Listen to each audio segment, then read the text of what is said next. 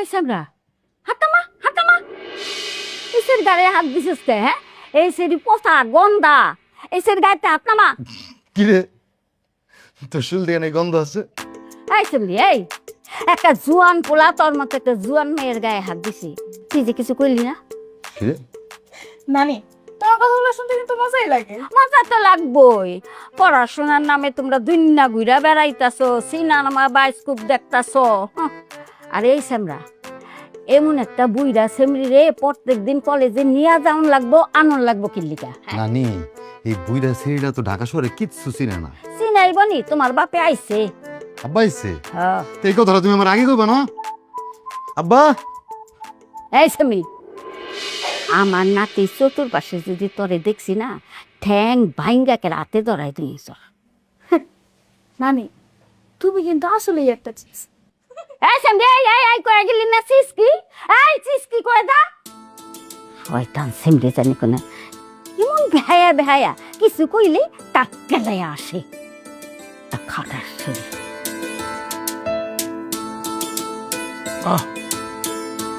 কতদিন পর শান্তি দেখাইতেছি। আব্বা তুমি যে হসপিটালে ছিলা সেটা তুমি আমাদের জানালে না কেন? জানালে কি করতে? গোষ্ঠী শুদ্ধ একত্রে যাইতে, গিয়ে জায়গায় হাও মাও করে কান্নাকাটি করতে, ইমার্জেন্সি প্লেনের টিকিট কিনতে ডাবল টাকায়। তারপরে কি হইতো? আমার টাকার শ্রাদ্ধ হইতো। অনেক কষ্ট করে আমি টাকা কামাইছি, বাপের টাকার উপরে চলো তো, বুঝে না কোনো কিছু। হ্যাঁ, যখন কামাইবা তখন বুঝবা। তবু আব্বা চুপ থাক, খা। খাওয়ার সময় কথা আমি পছন্দ করি না। আব্বার একটা গুড নিউজ আছে। তোমার গুড নিউজ আমি জানি, ট্রান্সফারের ব্যাপার তো আমি শুনছি। হ আব্বা, মানে বাইরের খাবার খাইতে খাইতে তো পেটে অ্যাসিডিটি হয়ে গেছে। এখন থেকে বাসায় খাবার খেয়ে অফিস করতে পারবো। আলহামদুলিল্লাহ আমি কিন্তু খুশি হয়েছি আমি কিন্তু খুশি হতে পারি নাই, কারণ আমি ভালো করে জানি ও কেন ট্রান্সফার করে আইছে। তো শখ কই? সব কলেজ থেকে এসে ফ্রেশ হচ্ছে। হায়দ্রাবাদ ছিল? তুমি যাওয়ার পরে আর আসো নাই। কাকু মনে হয় রাগ করছে। রাগ তো করবেই, আরো করো, সবারই রাগ করা উচিত। কি রে স্বপ্না সবাই তো খাইতে বইছে তুই তো আমার ডাকলি না আমার ডাকলি না তে মা আমি তুমি আমরা একসাথে খাবো কিন্তু আমি তো তোর ওই বড় বউর সাথে একসাথে বসে খাবো আহারে বুড়ি এত কথা বলে, বসো তো বসো, খাওয়া দাওয়া করো। আমার একটু ঝোল দিতে আলো দাও। ওই যে প্লেট আছে, প্লেট নাও। কি অবস্থা আব্বা, কেমন আছেন আপনি? ভালো আছে, তুমি ভালো আছো? এই তো আজকে আম্মা তরকারি এত ঘাটলে না আমার আসলে খাওয়ার রুচি থাকে না। আর শেষে তুমি যে খাইতে বসলে আমাকে তো ডাকলা না একবারও। আরে অনেকদিন পরে আব্বার সাথে গল্প করতেছি, খাচ্ছি, ব্যাস এই কারণেই। সবসময় তোমার সাথে খাইতে হবে এমন কোনো কথা নাই তো। তো খাও, ভালো করে খাও। আম্মা আপনি কবে জানিয়েছেন? ও আল্লাহ কি কয় আমি আজকেই তো আইছি তা কারে জানে নিয়েছেন সাথে করে কইলেন? গুনগুন গুনগুন রে নিয়ে আইছি ওর ব্যাপারেই তোমার লগে কথা আছে ঠিক আছে, আগে খান, খান। আর তুমি খাইতে বসো, এখন থেকে আমার সাথে খাইতে বসবা। তোমাকে ওটা নিয়ে ভাবতে হবে না, সবার না খাওয়াই তো আর আমি খাইতে পারি না। এত ভালো মানুষ দেখায় না নিজের শরীরের প্রতি একটু যত্নবান হয়েও আর শিশির খাওয়া শেষ করে তোর লগে আমার কথা আছে মা এখন খাও তো। লডু কি লাগে নানু? লগুন লাগে রে এই লবণ দে তো। ভাত দিয়ে তোমাকে না, আমাকে পানি দাও।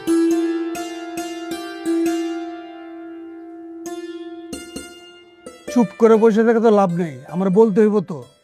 2 লাখ টাকা তুমি কি করছো, কোথায় ব্যয় করছো, কোথায় খরচ করছো?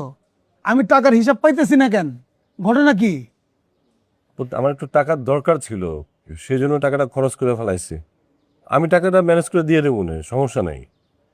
তোমার টাকার দরকার ছিল, তোমার কোনো দরকারকে আমি পূরণ করি না? তোমার কোনো চাওয়াকে অপূর্ণ রাখছি আমি?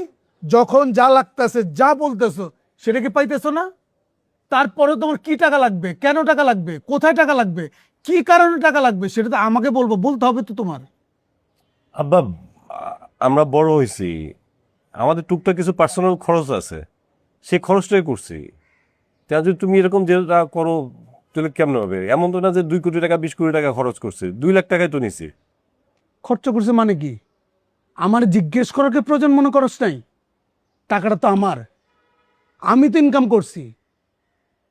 আমার তো আমার বাবা 2টা টাকা দেয় নাই, আমার নিজের অর্জনের করা এই টাকা। আর এখন তুমি বলতেছো যে পার্সোনাল তো খরচ আছে, তো পার্সোনাল খরচ আছে ভালো কথা, তোমার পার্সোনাল কোনো খরচকে আমি কমতে রাখি? যখন যা লাগতেছে যা বলতেছো কোনোটার কি অভাব রাখছি? যখন যা দরকার বলছো সাথে সাথে তোমার চলে আসছে, আসে নাই? তোমরা 3টা ভাই, 3টাই কিন্তু আমার ঘাড়ের মধ্যে চড়ে কিন্তু এই খরচগুলো করতেছো, আর আমি সব মিটেতেছি। একটাবারও বলি নাই যে কেন লাগবে, কারণ আমার জিজ্ঞেস করো, সমস্যা কি? আমার টাকা আমার কাছে জিজ্ঞেস করে তো করবা। আরে বাবা, আমি যতদিন বাইচা আছি ততদিন এই জায়গা থেকে 1 টাকা খরচ হইলো আমার জিজ্ঞেস করে করতে হবে। আমি মরার পরে সব টাকা তো তোমাকে 3 ভাইরে মানা নেই তো, তখন যা ইচ্ছে তাই করো, কোনো সমস্যা নেই। এখন বল, টাকাটা কই খরচ করছ, কই রাখছ, বা কি কাজে ব্যয় করছ সেটা বল, আমার বলতে হবে। কইলে তো বকাঝকা করবা। আম্মা কতক্ষণ বকাঝকা করছে, এখন তুমি শুনলে তো আবার বকাঝকা করবা না। আব্বা টাকাটা আমি ব্যক্তিগতভাবে নেই নাই, ব্যক্তিগত খরচ করেই নেই। নরুনের আব্বা একটা বিপদে পড়ছে, বললো 2-3 দিনের জন্য টাকাটা ধার দিতে, এই জন্য তো দিচ্ছি। তুমি তো জানো ওইগুলো আজরাইলে করে জন্মগ্রহণ করছে, এমনি সংসারে অশান্তি লেগেই থাকে। তেমন আমি যদি টাকাটা না দিই তো মনে করো যে সংসারটা তছতছ করে ফেলাবো। এই জন্যই ধার দিছিলাম, বললো তো 2-3 দিনের মধ্যে দিয়ে দিব। তুই নরিনের বাবাকে টাকা দিছিস? নরিনের বাবাকে? আমার চাইতে বেশি চিনিস তারে? তুই টাকা ফেরত পাবি? পারলে উঠা তো টাকাটা, উঠা, দেখ টাকাটা দেয় কিনা। আব্বা আমি কি ইচ্ছে করে দিছি কম? খুব ঝামেলা পড়ছে এই কারণে দিছি। 2-3 দিনের কথা কয়ে যে এরকম ফাঁসাই দেবো এটা তো বুঝি নেই। যেমন হোক আমি টাকা ব্যবস্থা করে ফেলাবো। তুমি এবার মতো আমার ক্ষমা করে দাও, নেক্সট টাইম আমি কখনো আর এই ধরনের ভুল করব না।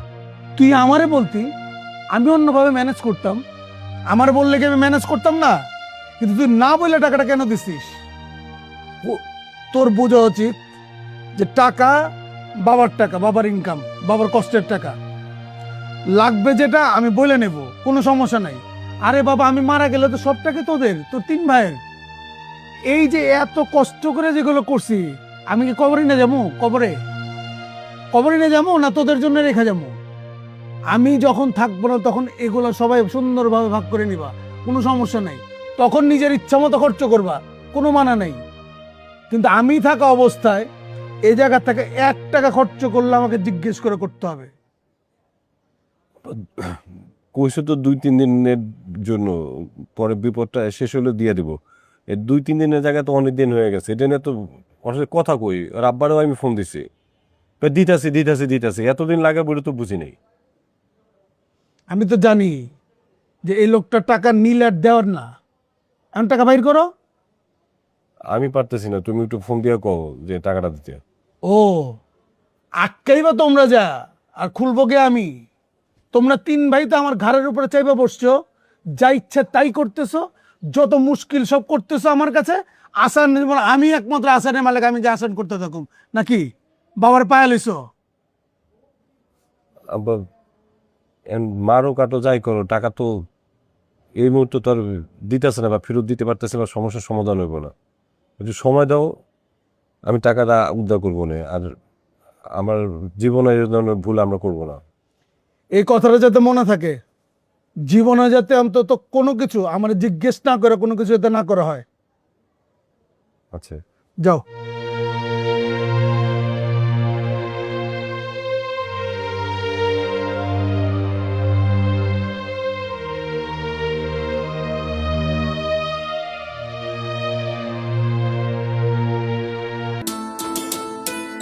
আব্বা নতুন অফিস যেতেছি, দেওয়া বেরো।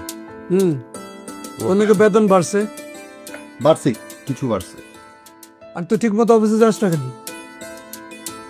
কই আব্বা, যাই তো, তুই সবসময় তো যাই। এই যে নাস্তাটা করে এখন আবার তাকে দিয়ে যাবো। তুই গেলে পরে তো টাকাগুলো উঠে আসতো নাকি?